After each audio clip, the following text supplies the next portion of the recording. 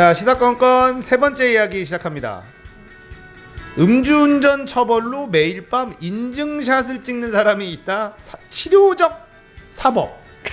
이게 무슨 얘기예요? 치료적 사법 이야기? 하도 요새 조국 얘기밖에 뉴스에 나오는 게 없어가지고 네.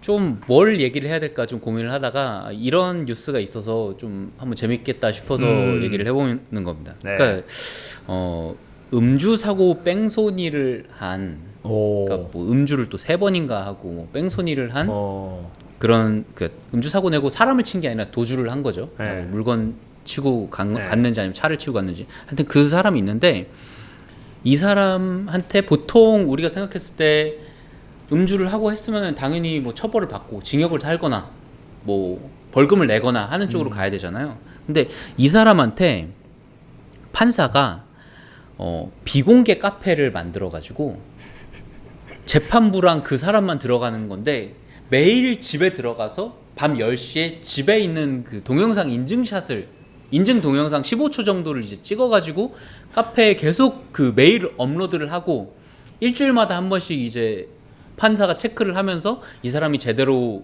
이제 집에 들어왔는지 금주까지는 아니고 이 사람은 음주 뺑소니잖아요. 음주 운전. 네. 그러니까 운전하지 말고 집에 빨리빨리 술 먹지 말고 들어가라는 거예요. 10시 전에 들어가서 2년간 네가 밤에 집에 꼬박꼬박 들어갈래? 아니면 깜빵 갈래? 그러면은 변호사는 죄송합니다. 이게 하겠습니다. 이러면 이 사람도 울면서 하겠습니다 해가지고 집에 이제 보내준 거예요. 깜빵을 보내는 게 아니라. 근데 약간 이야기 들어보니까 골목 식당 홍탁자. 네, 약간 백종원 아침마다. 솔루션 같은 느낌으로. 인증샷.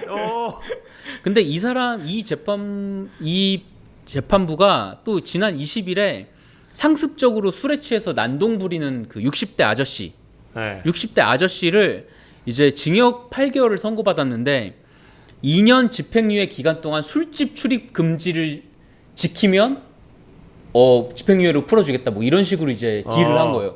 그래서 중간에 이제 술집 가다 걸리면 다시 감옥. 네, 걸리면 다시 감옥. 그러니까 우리가 생각했을 때 사법 처리라는 거는 우리 흔히 아는 벌금 아니면 징역이잖아요. 크게 얘기해서 돈 아니면 가두는 건데 사실 이게 교화를 실제로 할 수 있느냐는 굉장히 많은 그 의문이 매번 따르던 그런 그렇죠. 문제잖아요. 예. 실제로 돈을 많이 준다고 해서 사람들이 안 하냐, 아니면 징역을 세게 때린다고 해서 이 사람이 좋은 사람으로 바뀔 것이냐는 모르니까. 그런데 이런 그 시도 같은 경우에는 이 사람은 그 몇 년 기간 동안 정말 밤 10시마다 집에 들어가서 집 안에서 15초짜리 동영상을 이제 시계랑 그런 거랑 다 해가지고 인증샷을 찍어서 카페에 계속 매일매일 올려야 되는 거예요. 그럼으로써 이 사람이 한 몇 년간 이거를 반복을 하다 보면은 자연스럽게 좀 교화가 되지 않겠느냐. 되죠. 그러니까 치료적 사법이라는 그런 용어가 나오면서 이런 시도를 하는 그런 재판관들, 판사가 있더라라는 걸 좀 소개를 하고 싶었습니다. 우리나라에 사실 술에 대해서 너무 관대한 너무 관대하죠. 나라잖아요. 네. 그러니까 얼마 전까지만 해도 술 취해서 필름이 끊긴 상태면 심신미약으로 가명을 해주던 뭐 그런 술 나라죠. 취해서 그럴 수도 있지 뭐 이거거든요. 네, 그렇죠. 예. 근데 진짜 음주운전은 정말 하면 안 되고요. 저는 어제 밤에 회의가 몇 시 끝났냐면 10시에 끝났어요. 네. 10시부터 술을 먹었거든요. 네. 집에 들어가니까 1시였어요. 네. 근데 오늘 아침 회의가 6시에 있었습니다. 아침 6시가 있었어요. 운전하면 음주운전이죠. 네. 그래서 아침에 대리운전을 불렀습니다. 대리운전을 집에 갈 때 한 번, 나올 때 한 번, 2번 불렀어요. 이러고 사는 사람도 있는데 이 정도는 해야 되는 거 아닙니까? 그렇죠. 근데 보니까 이 사람을 이런 식으로 좀 잘 해준 이유가 34살인데 그 가장이고 집안 형편이 어렵다 그러더라고요. 그래서 이 사람이 일을 하지 않으면 사실 그 자식과 집안의 경제 그러니까 경제적으로 힘든 사람인데 이 사람을 이제 감옥에 보내버리면 그 3번 음주운전 했으니까 이건 거의 빼박 감옥이거든요. 그런데 감옥에 보내버리면 그 사회에 있는 그 자식과 부인이 이제 살기 힘들어질 수 있으니까 좀 나름대로 선처를 해준 거죠. 근데 대신에 매일 밤 15초 동안 이제 하고, 그리고 일주일에 한 번씩 모여가지고 이 사람이 제대로 하고 있는지를 계속 체크를 하면서 만약에 이 사람이 잘못했다, 빼먹었다 그러면 감옥으로 다시 보내겠다 이런 식으로 이제 지도를 하는 거가 좀 새로운 시도긴 한데 이게 판사의 재량인 것 같아요. 이것도 어떻게 보면은 재량권에 이제 해당되는 부분인 것 같기도 하고. 그런데 저희 고등학교 때 부모님이랑 이런 딜 안 해본 사람 누가 있습니까? 근데 9시 넘어 컴퓨터를 키지 않겠다. 그러니까 부모님은 근데 안 했을 때 깜빵을 보내진 않잖아. 그렇죠. 그러니까는 부모님하고는 딜이 안 되지.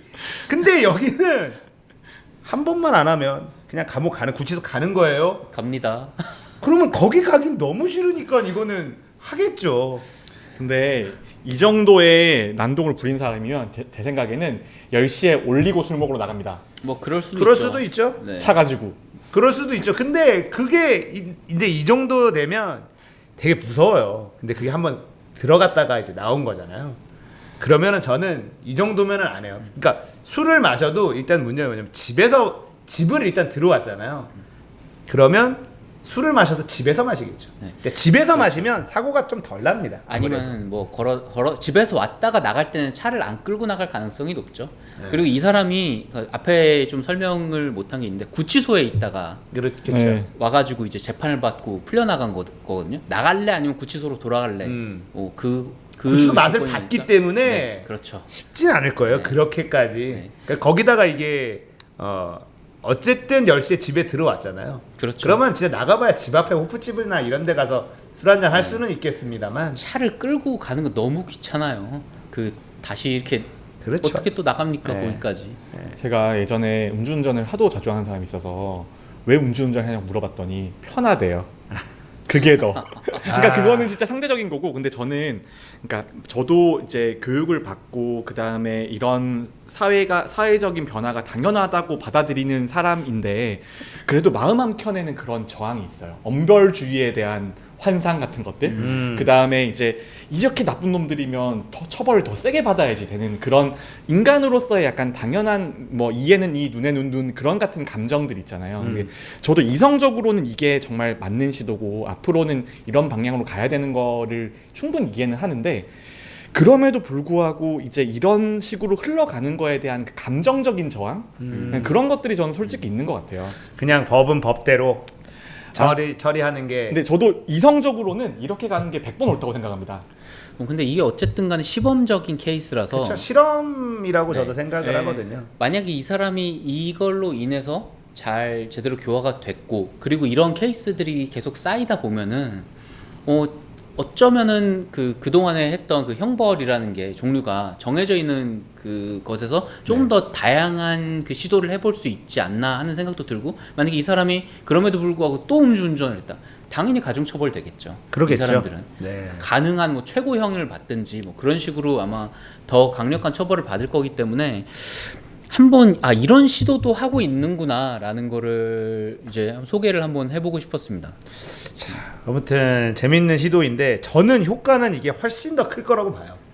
이게 훨씬 더 그리고 어쨌든 이게 습관이라는 걸 만들어 그렇죠. 지는 거란 그렇죠. 말이에요. 네. 집에 일단 들어가야 되는 습관이 만들어지는 건데 이 습관이라는 게 한번 만들기가 굉장히 어렵지 만들어지고 나면 이 습관을 깨는 것도 사실 좀 쉽지 않거든요. 그럼요. 그래서 저는 이거는 효과는 굉장히 좋을 것 같아요.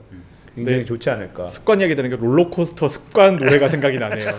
근데 요즘에 저 완전 옆으로 샜는데 요즘에 SBS 인기가요 유튜브가 라이브로 하거든요. 90년대 거를 네. 15,000명씩 보고 있어요. 맞아요. 클론 나와서 춤추고 있고 그런데 근데 요즘에 클론 노래를 듣고 제가 좀 충격받는 게 뭐냐면 가사가 너는 집에 부모님이 제사가 있다고 했어. 그런데 왜 나이트에서 놀고 있는 거야? 이게 랩 가사예요. 와 진짜 20년 전에는 랩 가사가 제사를 지낸다고 집에 있다고 하던 너가 왜 나이트에 가 있냐? 그래도 인기가요 재밌더라고 보니까 요즘에 제사 있으면 집에 가야죠. 요즘에 일할 때 계속 틀어놔요. 그거 인기 많구나.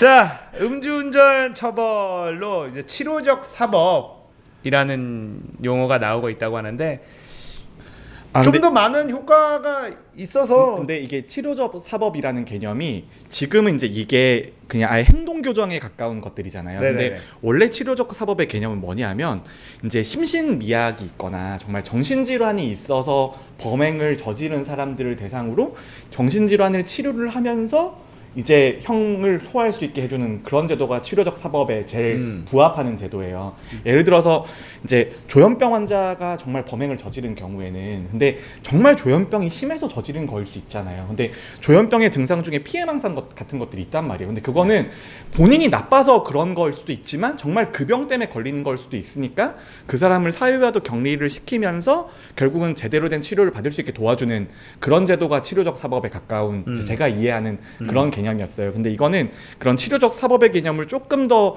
현실 세계에 밀접하게 가지고 온 거라고 좀 확대한 보는 거죠. 예. 행동 교정. 예, 그렇죠. 까지. 뭐 이거 그 강영욱 그런 아저씨 같은 세상에 나쁜 사람은 없다. 뭐 이런 거죠. 뭐. 강영욱 아저씨가 아니었어. 저보다 동생이에요. 저랑 동갑이더라고요. 저보다 동생이에요.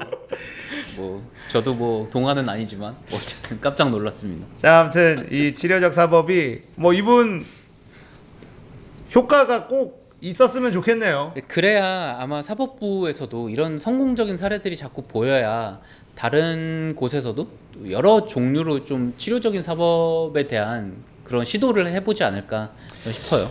어쨌든 감옥에 다 넣는 것만이 능사는 아니니까요. 근데 뭐 얘기를 들어보면은 그 나쁜 짓을 해서 감옥에 가면 그 안에서 어떻게 다음에 나가면 안 걸리게 더 나쁜 짓을 할까 그런 것만 자꾸 얘기를 하다가 나와가지고 또 들어가고 이런 경우가 많다고 얘기를 하더라고요. 그래서 지난번에 얘기를 했었던 저희 그 같이 그 네. 임천교 때 했었던 가림님의 뭐 얘기도 그런 부분이 있었는데 아무튼 무조건 다 감옥에 보내는 것만 능사는 아니잖아요. 뭐 세금도 들어가고 결국은 밥값도 들어가고 댓글로 하니까. 나오지만 사람을 고쳐 쓸 수 있냐? 그렇죠. 사람은 못 고치는 거냐? 네. 그 문제인 건데 저는 반반. 네. 또 반반 무만이 고칠 수 있는 사람도 있고 못 고치는 사람도 있다. 맞습니다. 그렇죠. 자, 세 번째 주제 치료적 사법에 대해서 이야기해봤습니다.